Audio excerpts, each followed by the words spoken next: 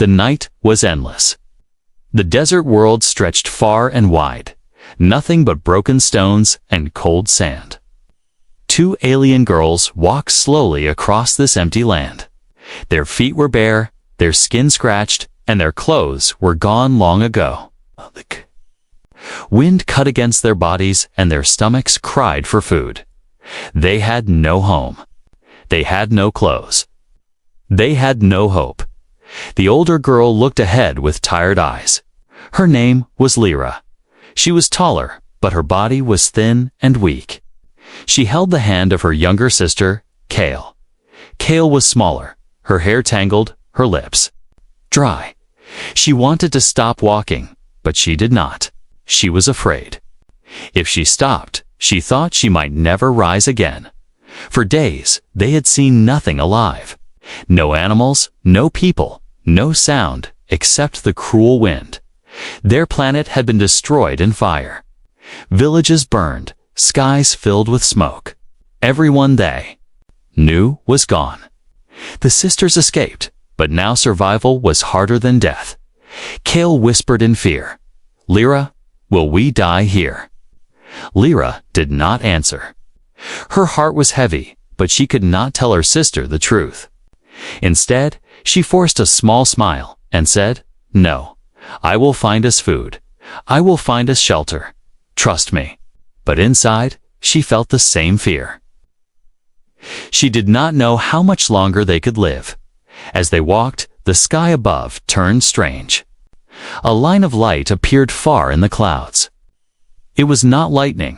It was not fire. It was something else, something powerful. The girls stopped and stared. "What is that?" Kale asked, her voice shaking. At first, Lyra thought it was her eyes, playing tricks. But the light grew brighter, closer. It moved like a star falling from the heavens. The ground began to shake. A roar filled the air. The sisters held each other tightly as a massive object came down from the sky. It crashed into the desert, not far away. A wave of dust blew across them, and they fell to the ground, covering their faces. When the dust cleared, the night was no longer silent. Strange lights blinked in the distance, white and blue. Kale clutched her sister's arm. "Lyra, should we run?" Lyra wanted to run. Her heart told her to hide. But her mind whispered something else. This was not fire, not like the war that destroyed their people. This was different. This might be hope. She pulled Kale to her feet. "Come, we must see." Step by step, they walked closer to the crash site. Their bodies trembled, their legs heavy. The closer they came, the more they saw. A ship not from their world. Metal wings half buried in the sand. Smoke rose from broken panels. The door hissed, then slowly opened. The girls froze. Out of the light, a figure walked. Tall, strong, covered in strange armor. It was not an alien like them. It was something they had only heard about in old stories. It was human. Lyra gasped. Her people spoke of humans with fear. Some said humans were greedy. Others said they were cruel. But some legends said they were saviors, warriors who never gave up. The human stepped forward. His helmet reflected the light. He looked at the two girls, standing barefoot, trembling in the sand. For a long moment, no one spoke. The world was silent again. Then, the man lifted his helmet. His face was worn, but his eyes were alive with fire. He looked at the alien sisters as if he had been searching for them all his life. In a deep voice, he spoke words that broke the silence. "Both of you, come home." The girls did not move. They could not believe what they had heard. Home. They had no home. Their world was gone. Their people were dust. What did he mean? Was this a trick? Lyra stepped in front of Kale, her body shaking. "Who are you?" she whispered. The man's voice was calm, but strong. "I am human. I am here to save you. You are not alone anymore. The words were like a knife and a blessing at the same time. The sisters' hearts beat fast.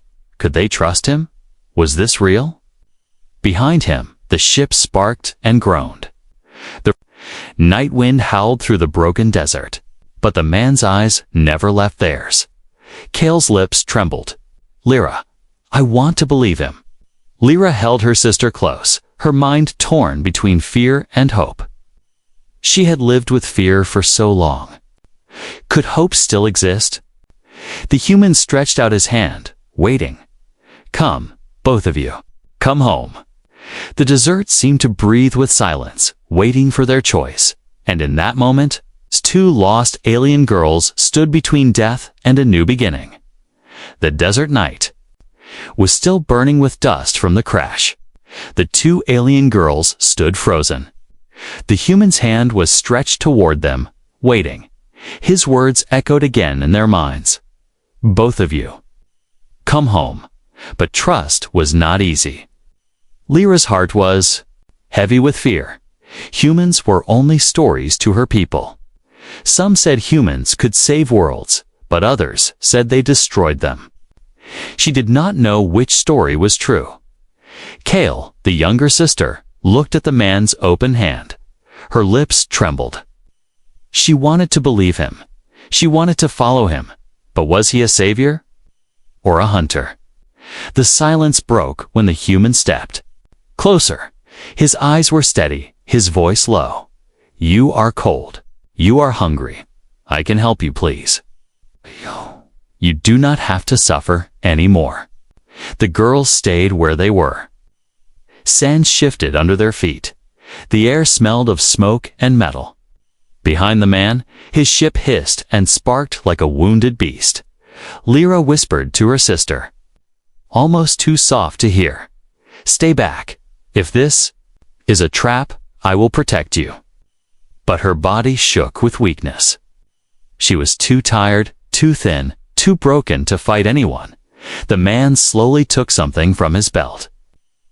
The girls tensed, ready to run. But it was not a weapon. It was a small metal box. With a soft click, he opened it. Inside, there was food. Warm, steaming, real food. The smell hit them like a wave. Their stomachs cried out. Cale's eyes filled with tears. She had not smelled food in many days. Her body moved forward, almost against her will. Lyra held her arm, stopping her. Why would you feed us? Lyra demanded. What do you want from us? The human looked at them for a long moment. His answer was calm, almost sad. I want nothing except to keep you alive. The words felt strange in the empty desert. Lyra wanted to doubt them, but the hunger was too strong. Slowly, she stepped closer, still holding Cale's hand. The human placed the box on the sand between them. He did not move closer. He let them choose. The girls knelt. Her hands shook as they took the food. It was soft bread, warm and sweet. They ate quickly, almost crying as they swallowed. The human did not stop them. He only watched, as if guarding them for the first time in weeks. The sisters felt life returning to their bodies. When they finished, Cale wiped her face and whispered, "Thank you." The man gave a small nod. "My name is Arik. I am human. And you?" Lyra hesitated. Her people had been hunted before. Names were dangerous. But something about his eyes made her speak. "I am Lyra. This is Cale." Arik repeated the names softly, as if tasting them. Lyra, Cale. Good, you are safe now.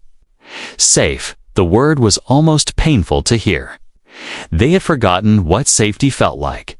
But before comfort could settle, a sound cut through the night. A low growl. Something moving in the dark. The girls froze.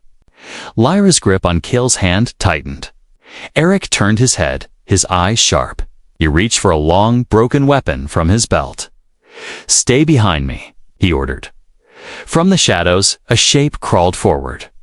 Its body was twisted, its eyes burning red. It was a predator of the wasteland, drawn by the crash, drawn by the smell of life.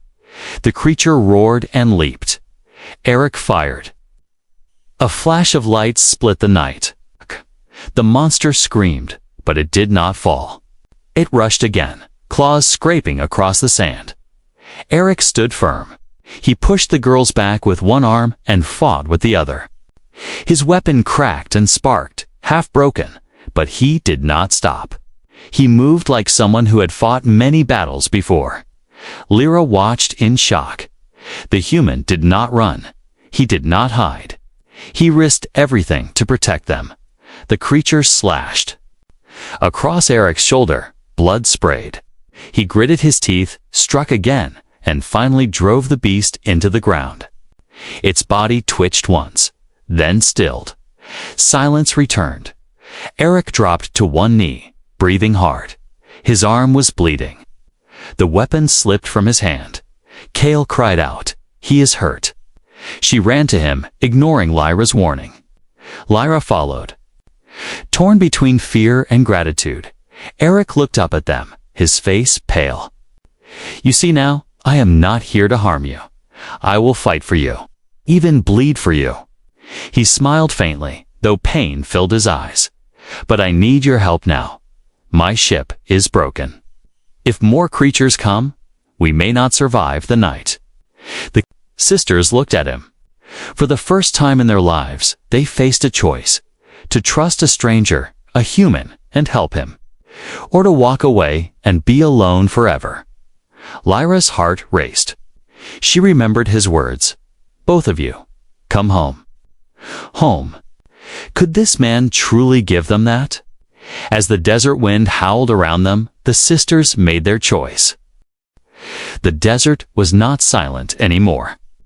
The dead beast lay on the sand, its body still smoking from Eric's broken weapon. But the victory did not bring peace. The air was heavy, too heavy. The night seemed alive with hidden eyes. Lyra stood close. To her sister, her heart pounding. She looked at Arik. His shoulder was bleeding, but he forced himself to stand. His hand tightened on the cracked weapon, even though it sparked weakly. Kale whispered, "More will come, won't they?" Arik gave a slow nod. "Yes. This desert is a graveyard. When one predator falls, others smell the blood. We don't have much time." The sisters exchanged a fearful glance. For days, they had only waited to die. But now, with this human, death seemed louder, closer. Eric turned toward his ship. Its metal hull was cracked, smoke spilling from the engines. Lights blinked weakly, like a dying heartbeat. "We need shelter," he said. Inside, now, the girls followed him up the ramp. The ship's interior was cold, dark, filled with the smell of burning wires. Sparks dripped from the ceiling. The floor creaked under their bare feet. Kale clung to Lyra's arm. "It feels like a tomb," she whispered. Eric moved quickly, touching panels, pressing broken buttons. Some lights flickered back to life, casting a pale glow on the walls. "It will hold for a while," he muttered. Then he looked at the sisters. "Stay close. If the ship fails, we fight." They did not have to wait long. A sound came, scratching. Low and steady against the outer hull. Then another. Then many more. The ship shook as shadows pressed against the windows. Kale's breath quickened. "They're here." Lyra pulled her close, but her eyes locked on Arik. He was calm, too calm. He loaded his weapon with shaking hands. He had fought before, many times. He knew fear, but he also knew how to stand against it. The scratching grew louder.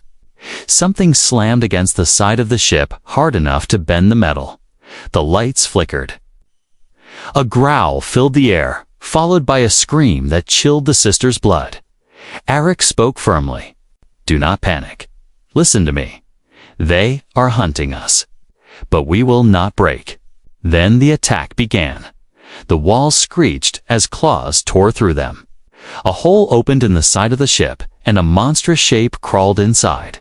Its body was long, and twisted, with jaws that opened too wide, dripping black slime.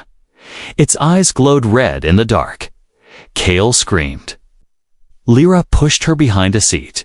Eric raised his weapon and fired. The flash of light hit the creature, throwing it back. But two more leaped in behind it. The ship shook as more claws dug into the hull. The fight was chaos. Eric shouted commands, his weapon spitting fire. Lyra grabbed a metal pipe from the floor, swinging at anything that came near. Kale hit it first, but when one beast crawled close, she grabbed a loose shard of glass and stabbed with all her strength. The air filled with roars, sparks, and screams. Blood red, black, and human splattered across the metal walls. But the predators did not stop. For every one that fell, another pushed through the cracks.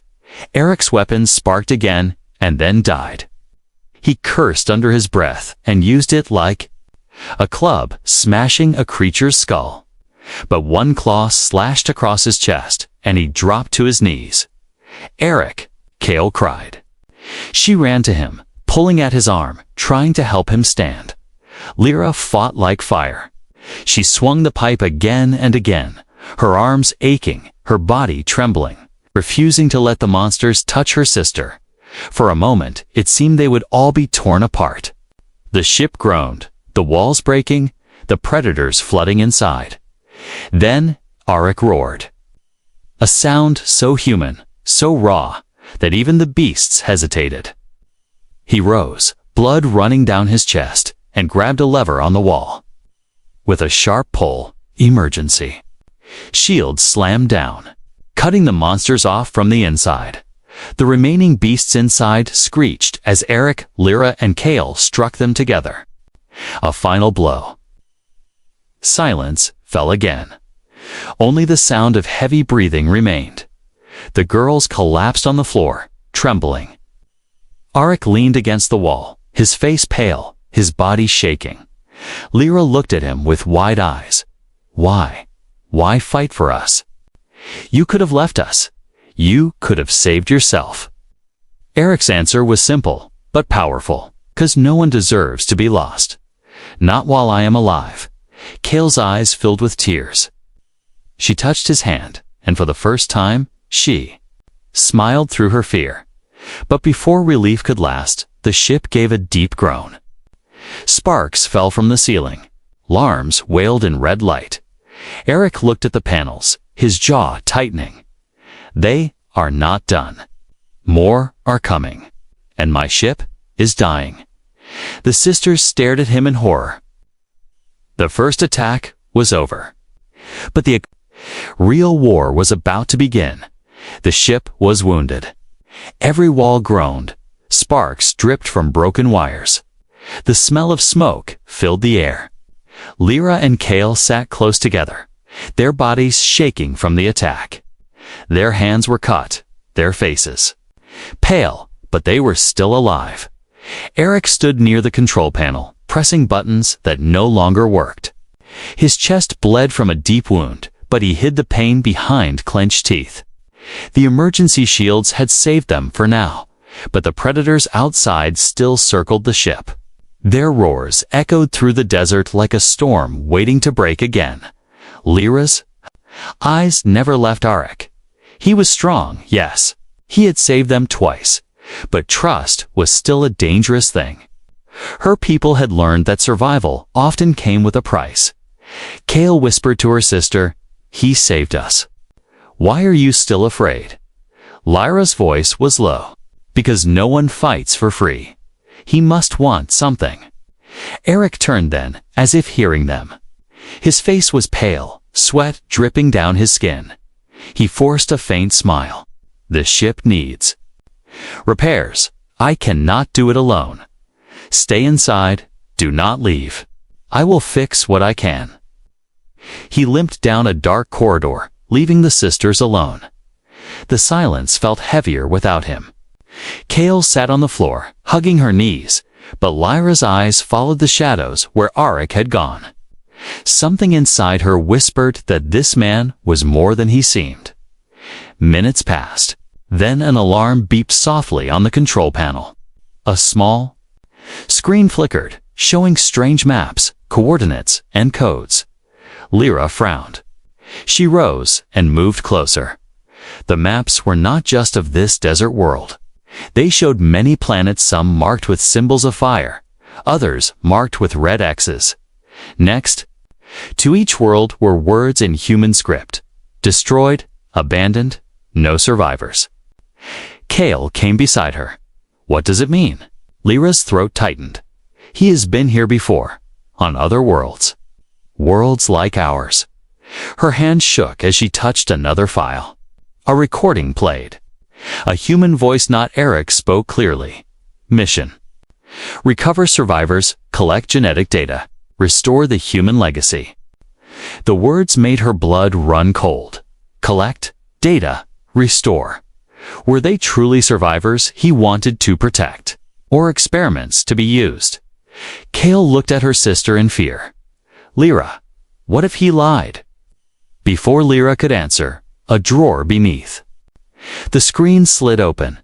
Inside were strange weapons shaped for human hands. Alongside them were vials, small glass tubes filled with glowing liquid. Some were marked with alien symbols she did not recognize. Others had writing in human language. One vial was marked with their people's word for life. Kale gasped. That is, from our world. Lyra's chest tightened. The questions grew louder. Who was this man? Why did he have pieces of their destroyed world? Was he savior or thief? Footsteps echoed. Arik was returning. Quickly, Lyra pushed the drawer shut, but her heart raced. She grabbed Kale's hand and pulled her back from the control panel. Arik stepped into the room, his face pale from blood loss. He carried a small box of tools. His eyes swept the room. Did you touch anything? Lyra shook her head too quickly. No. For a long moment, his gaze stayed on them. His eyes were sharp, searching, almost dangerous. Then he looked away, setting the tools down. Good, because some things in this ship are not safe. The sisters said nothing. But the silence between them had changed. That night, while Arik worked on the broken wires, Lyra sat awake, her mind racing. She thought of the maps, the recordings, the glowing vials. She thought of his words, both of you, come home. What? Did home mean to him? Did it mean safety? Or did it mean something darker? Kale slept against her shoulder, trusting, dreaming, unafraid. But Lyra could not sleep. She watched Eric's shadow move through the ship, and in her heart she carried two truths. He had saved them, but he was hiding something. The night stretched on. The predators outside clawed and roared, but they did not break through.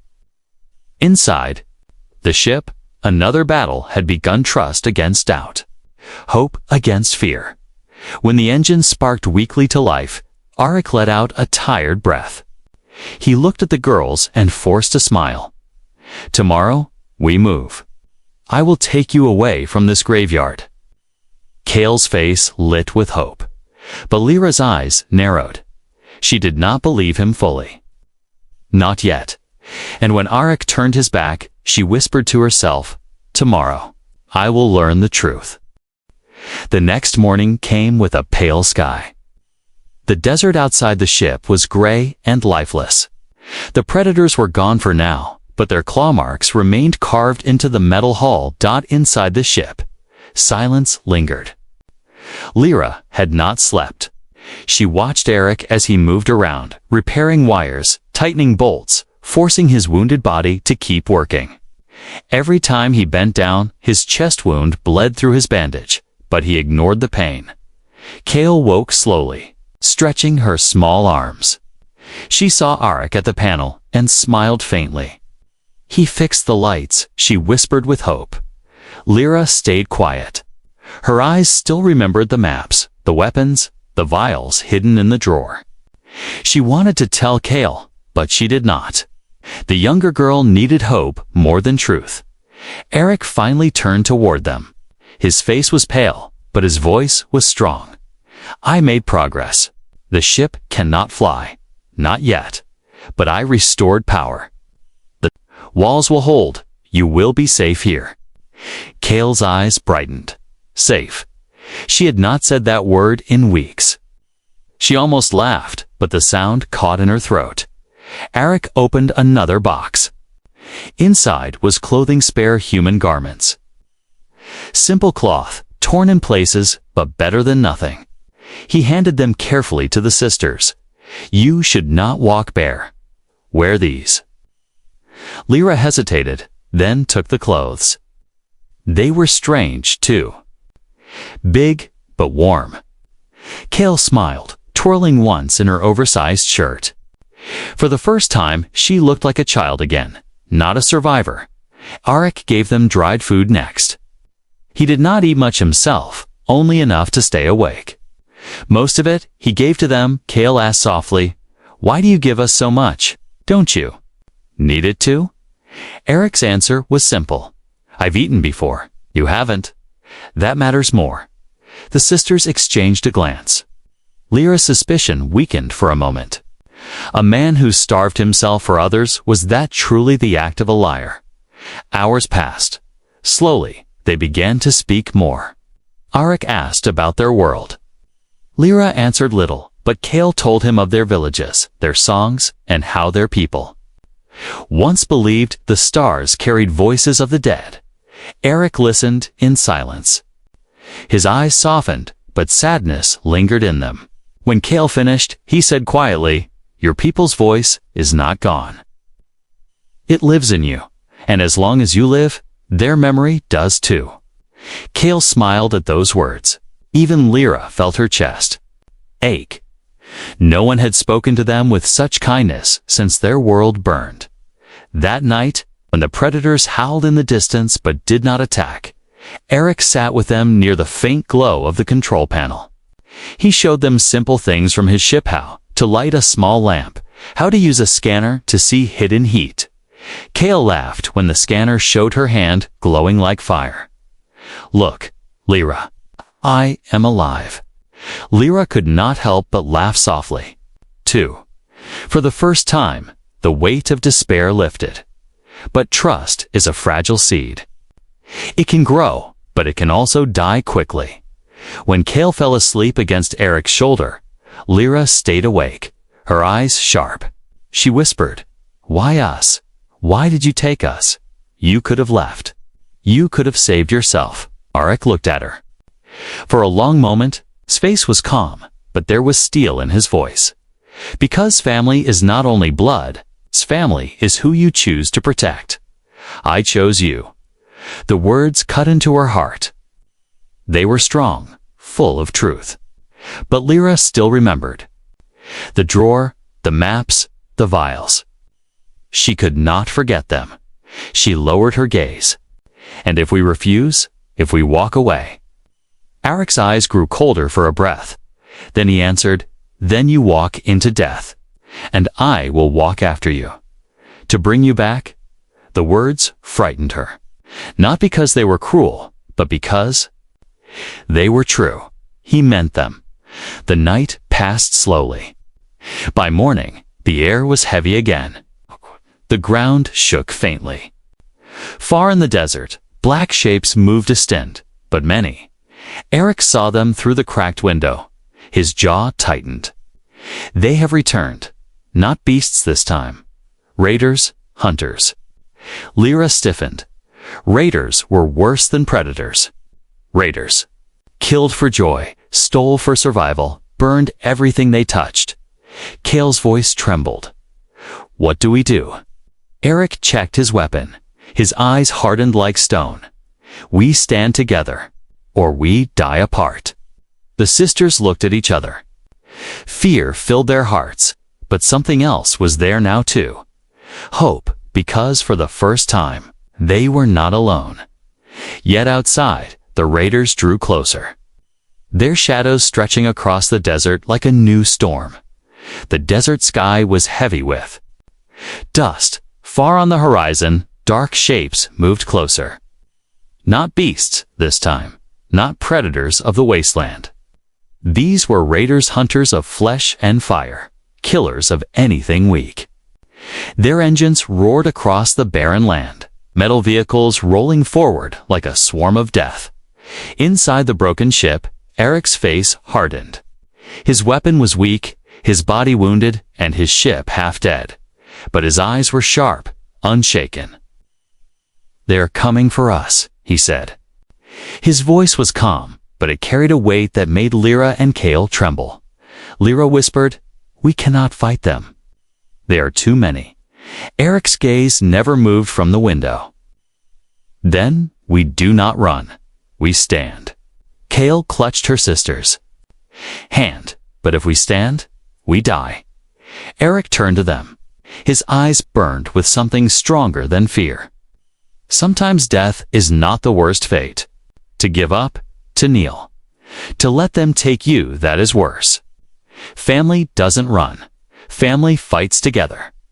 The words struck deep. Lyra felt her chest tighten. Cale's small hand shook, but she nodded slowly. The sisters had run for so long. Maybe this time they would fight. The ground trembled. Engines roared louder. The raiders were close now, 1, maybe 30. Their vehicles carried spikes, banners of bone, cages filled with screaming captives. Their voices echoed like wolves. Eric limped to a storage crate. He threw it open, revealing strange weapons, some human, some alien, some broken. He handed a short blade to Lyra, heavy but sharp. To Cale, he gave a glowing staff. "These are not perfect," he said, "but neither are we. What matters is how we use them." The sisters held the weapons with shaking hands. They were not warriors. They had never fought armies. But when they looked at Arik, bleeding yet unbroken, something inside them refused to break too. The raiders stopped just outside the wreck. Their leader stepped forward, tall and cruel, his armor painted with blood. His voice boomed across the sand. "Human. Aliens. Come out. Surrender now, or we take you apart piece by piece." Silence filled the air. Then Arik stepped outside. The sisters gasped. "No." Lyra whispered, but Arik raised a hand to stop them. He stood in the open desert, his chest bandaged, his weapon in his hand. His voice was steady, filled with iron. "You want them? You'll have to go through me." The raiders laughed, their voices cruel. "One man against us all. You will die quickly." Eric smiled faintly. "One man, yes, but not alone." That moment, the sisters stepped out of the ship. Lyra's eyes blazed as she lifted the blade. Cale gripped the glowing staff, her fear burning into courage. They stood beside Arik, shoulder to shoulder. The raiders paused, surprised. 3 figures, broken but unafraid. The leader snarled, then died together. The desert exploded with battle. Engines roared as raider vehicles charged forward. Gunfire cracked, blades flashed. Arik fired his broken weapon, blasts of light striking metal and flesh. Lyra swung her blade with desperate strength, striking down the first raider who leaped at her. Cale's staff crackled with strange power, sending a burst of energy into the sand that threw enemies back. The sisters fought with fear in their hearts, but beside Arik, they felt something stronger, fire. Every time they faltered, he shouted, "Stand, do not fall." And they stood. But the raiders were too many. For every one they struck down, 2 more appeared. Smoke filled the sky. Blood stained the sand. The sisters' arms ached, their breaths ragged, but they refused to stop. Arik fought like a storm. Even wounded, he moved with fury, striking, blocking, refusing to fall. His body was broken, but his spirit was unshakable. Humanity lived in that spirit, bending, unyielding. Still, the battle turned. A blast struck the side of the ship, ripping. Open metal, fire spread. The sisters coughed in smoke. Eric's weapon finally failed, sparks dying. He grabbed a steel pipe and swung it like a sword, smashing enemies with his bare strength. The raider leader advanced, laughing. You cannot win, human. You bleed. You break. You fall like the rest. Eric spat blood, lifting his pipe again. His voice roared back. Maybe I fall, but not alone. Not today. The sisters screamed with him, striking down raiders at his side. For a moment, 3 voices rose together in defiance against an army, but the sky betrayed them. From above, a massive raider ship appeared, its shadow covering the desert. Cannons glowed red, aimed at the wreck below. One shot would end everything. Eric looked up, his face hard. Lyra gasped. Kale clung to her staff, shaking. The raiders cheered, certain of victory. But Eric whispered, almost to himself, not yet. Not while they live. He turned bloodied, broken, but his eyes locked on the sisters. There was no fear left in him, only fire. The cannon above began to glow brighter. The desert shook. The final strike was coming. The desert shook under the shadow of the raider mothership. Its cannon glowed red, brighter and brighter, ready to burn everything below into ash. The smaller raiders cheered, their voices cruel and certain of victory. Lyra and Kale clung to each other, their weapons were heavy in their hands, their bodies weak from the endless fight.